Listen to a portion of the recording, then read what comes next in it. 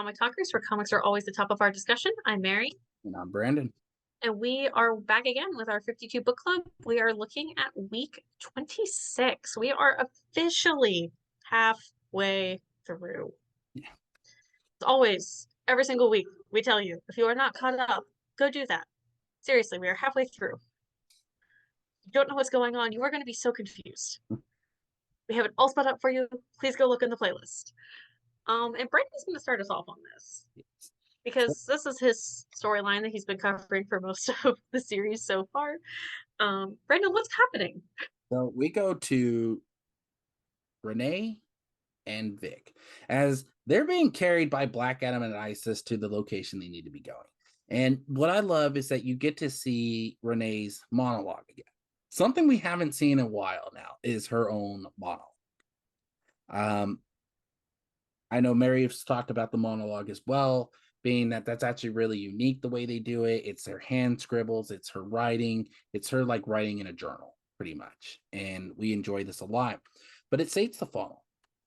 When I was 10 years old, I found a pile of old Congo Bill world travel magazines dumped in the trash behind the tenement where my family lived. Nearly 50 years worth of them, abandoned like so much garbage. I carried them by an armful up the 9 flights of stairs to our apartment, almost 600 issues, and I carried them all. I can't even remember how many trips up and down those stairs it took. It was like running a marathon, and it was worth every step.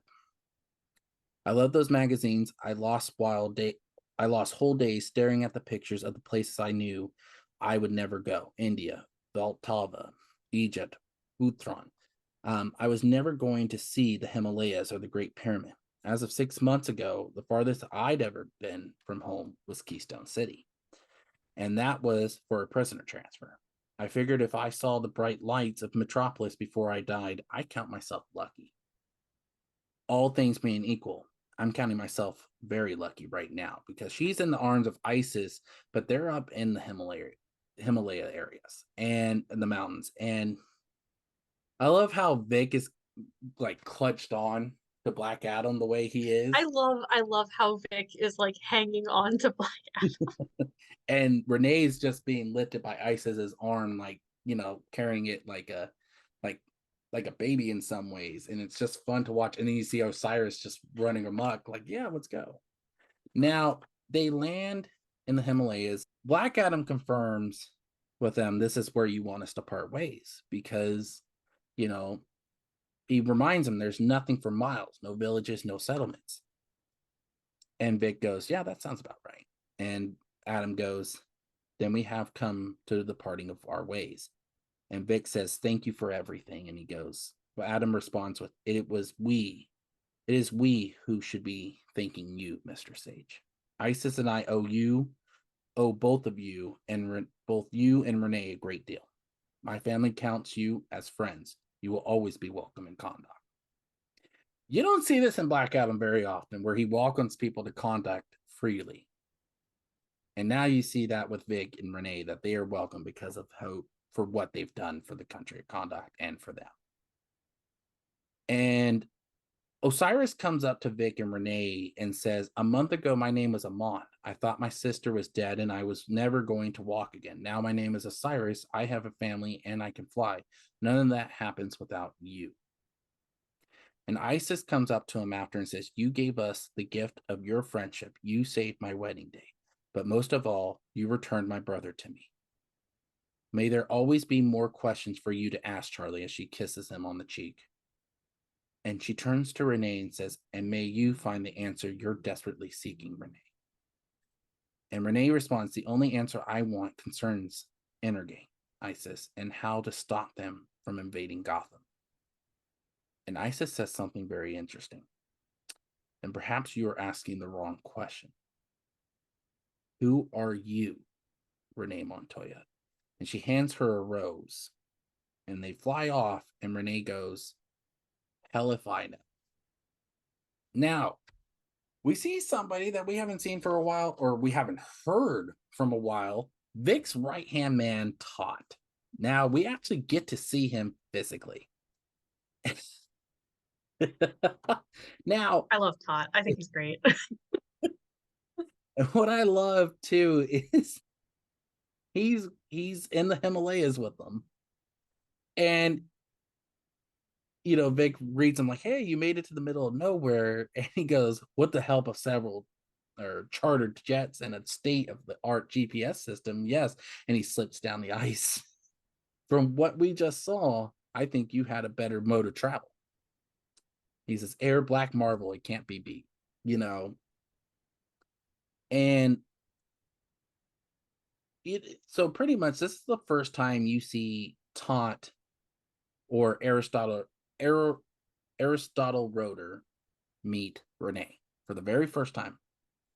And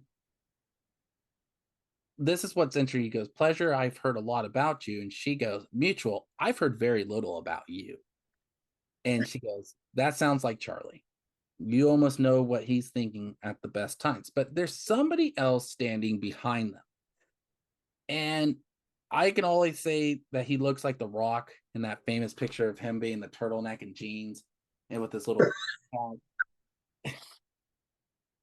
I don't think I've ever heard Richard Dragon be compared to Dwayne The Rock Johnson It's just his before. design. It just makes me laugh so hard.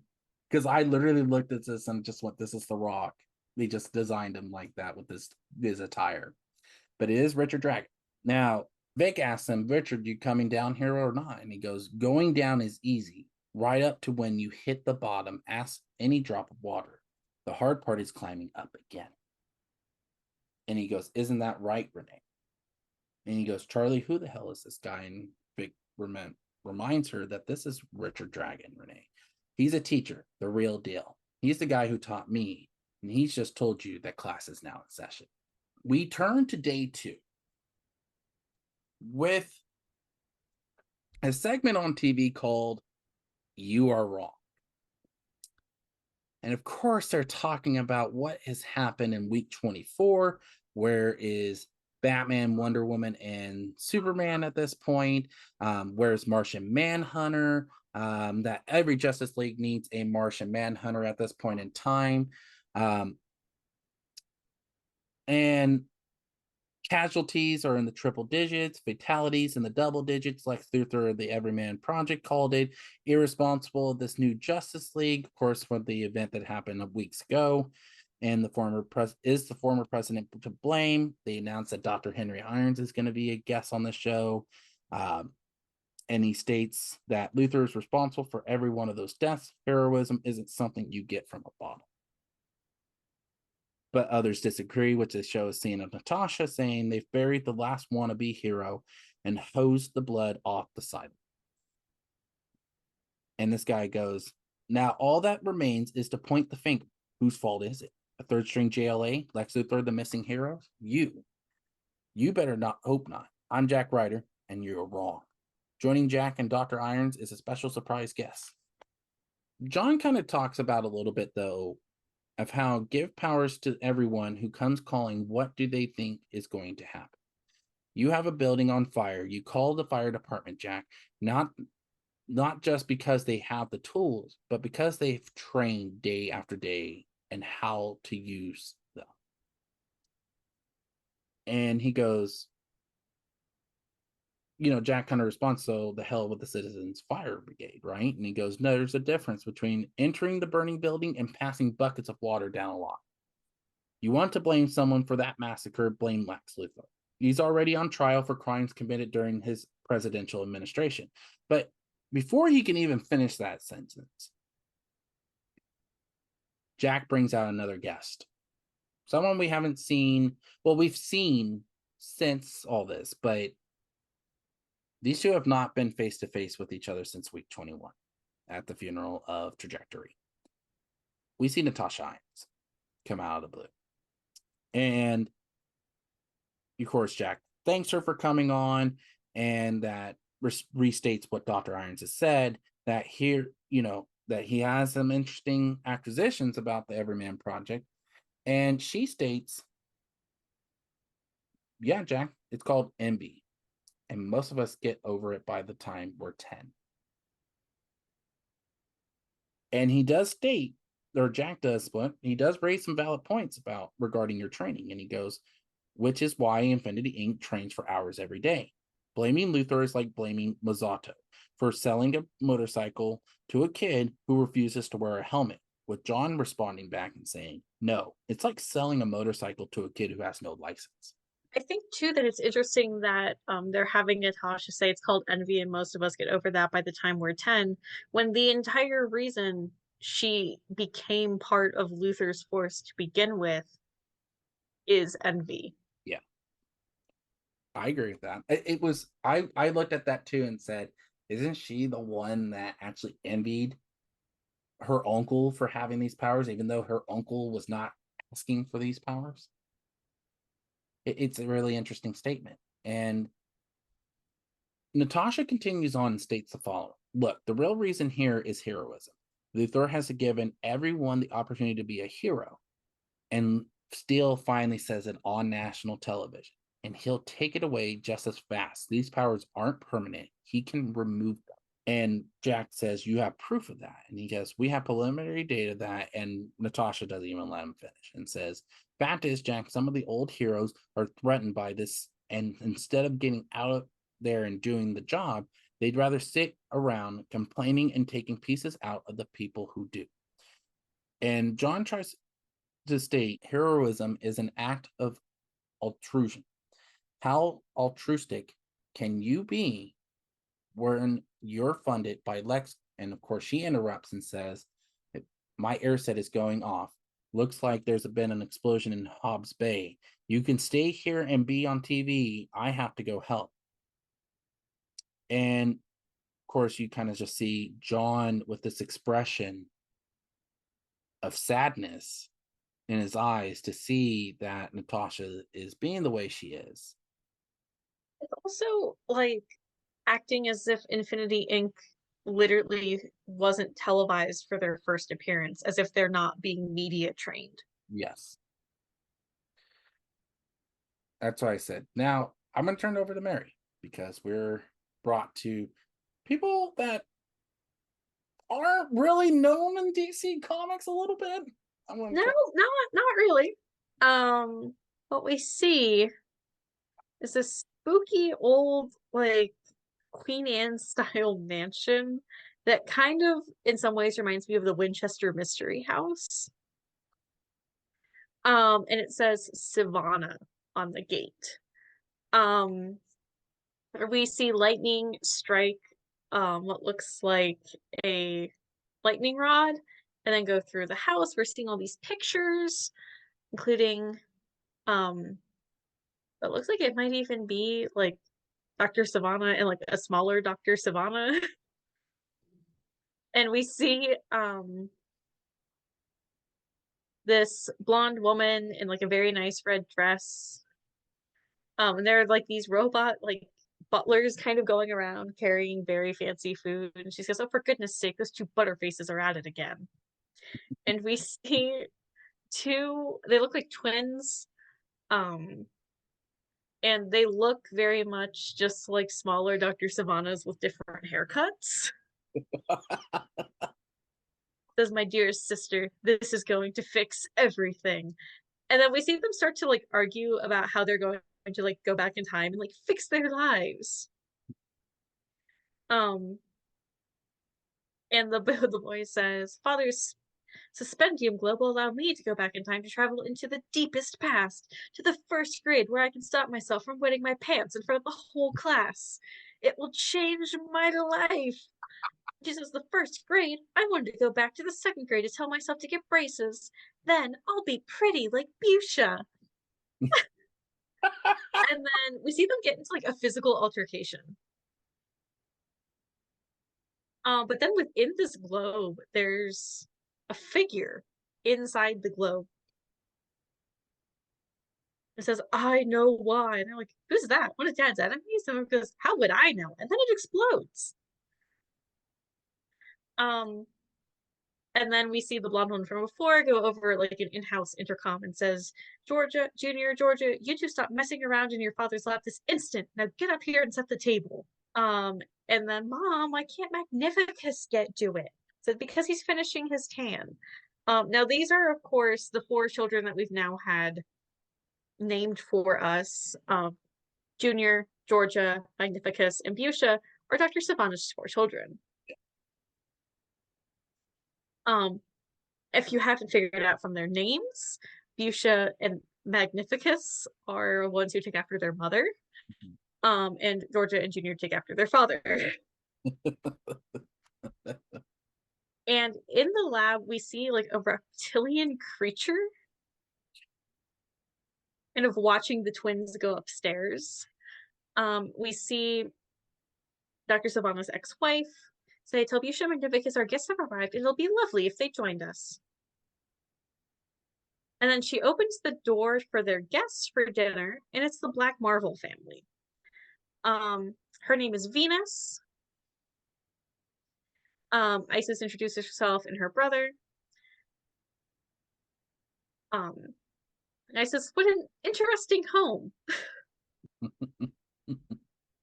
She says, "Thank you. My children and I moved back into this mansion a few weeks ago since their father went missing. It's been empty." And she says, "I'm so worried about him." And she says, "When Will Magnus disappears, it's a national tragedy. But when someone like my dear sweet Thaddeus vanishes, everyone says good riddance." And Adam's like, "I made it quite clear that your ex-husband was not a friend." She says, "I know, and I don't blame you." She even talks about the end of their marriage and how it ended because of Thaddeus's obsession with Captain Marvel. But despite his madness, she still loves him. So she donated $20 million to Condok's Children's Hospital so that they would accept the dinner invitation and consider helping the family. We also see Osiris like staring at like a picture of Busha in the hallway. And then we're back at Oolong Island, where Bugsy's giant praying mantis is getting shot at. He's claiming sabotage, that one of the freaks is jealous of his genius. And then someone says, "Look, everyone, there's a girl. There's a new arrival. They're bringing it in. It's a girl." And Dr. Death is saying, "Yeah, women, their place is in the kitchen, not the lab. She'll have curtains picked out for us by the end of the week." And Dr. Morrow, this is my favorite exchange within this entire scene. He says, "I knew a girl once, Morrow." He says, "And?" He says, "I just knew one once."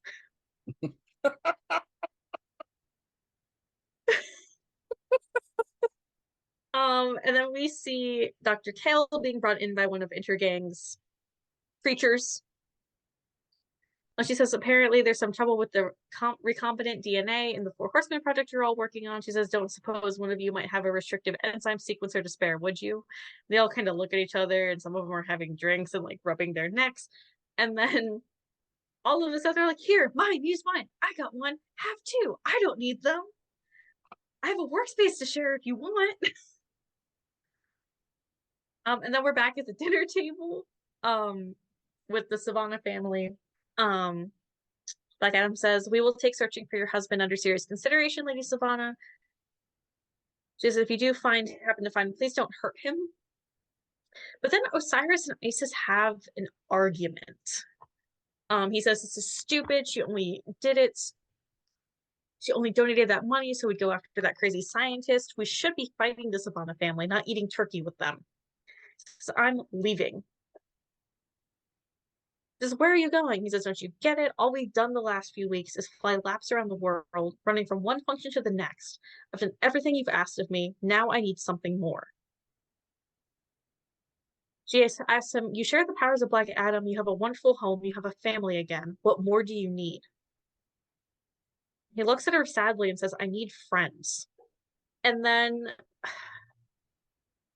we see Magnificus and Venus talking. He says, "What were those marbles arguing about?" And Venus shows why she was married to a villain, because she is racist to the people she just asked for help. Yeah. And then we see the Busha and Magnificus start to bully their younger siblings that take after their father. And then the reptilian creature from earlier just crashes onto the table. And instead of like hunting anyone, he just starts eating the turkey. So this is why we said he crashes the party, guess the Ninja Turtles ate all his food, and just decided, hey, I need some food. So he goes and grabs all this turkey, right? And they start to try to fend him off. Of course, the Marvel family's trying to go after him, but the reptilian creature escapes. Now, this reptilian creature runs into the local forest. And who's there to see him? Osiris. Now, Osiris goes up to him and is kind of scared at first, but we find out this reptilian creature is scared as well. And he says, please don't hurt me. And he goes, Osiris is shocked that this creature can talk. And he goes, you can talk? And he goes, of course I can. And he says, but you're a crocodile. I was. And we find out what has happened. Until 6 months ago, when Dr. Sivana pulled me out of the Nile and brought me here. What did he do to you? Osiris asked, and he goes, I didn't understand what he said back then, but I remember him laughing at me. The next thing I knew, I was down in that lab of his own, and he fed me all sorts of things, glowing things, and I grew these, and it's his hands, he shows them. Then one day he left, and he never came back. I've been downstairs trapped in the cage ever since, and I haven't eaten in months. I finally broke out of my cage and I was going to leave, but the smell, your dinner smelled so good and I was so awfully hungry. I'm sorry, with a tear in his eye. He goes, I'm sorry if I scared your family. And he goes, well, they aren't all my family. Your friends then? And you can see like the crocodile is kind of like an innocent kid here. That he doesn't understand things going on around him, but he's trying to. And he goes, I wish I had friends to eat dinner with. And he goes, what's your name? And of course, the reptilian creature goes, I don't have one. Cyrus sits there and with a gaze look on his face, like just thinking what he wants to call him. And he goes, do you want one? And that's where he leaves on a cliffhanger, because that ends the main issue of the week. But we go to an origin story, which Mary I know is excited to talk about. Yes, so we are looking at the origin of Hawkman and Hawkgirl, of course, written by Mark Waid. And it starts off saying that Carter Hall and Kendra Saunders are destined to fall in love. As Prince Khufu and his consort, Chiara, they perished centuries ago while battling an Egyptian sorcerer. Only to be reincarnated repeatedly throughout the ages, their fates forever intertwined. At one another's side in each lifetime, they fought in service of justice and honor. Eventually, at the dawn of the modern heroic age, their souls finding each other once again as Carter and Shira Hall, Hawkman and Hawkgirl. In this incarnation, however, their relationship took a stunning turn when Carter cheated the cycle of death and rebirth, and Shira didn't. Unwilling to separate from Carter, Shira's soul helped this life by intermingling with that of her grandniece, Kendra Saunders, but at a terrible cost. Like Carter, Kendra is driven to heroism.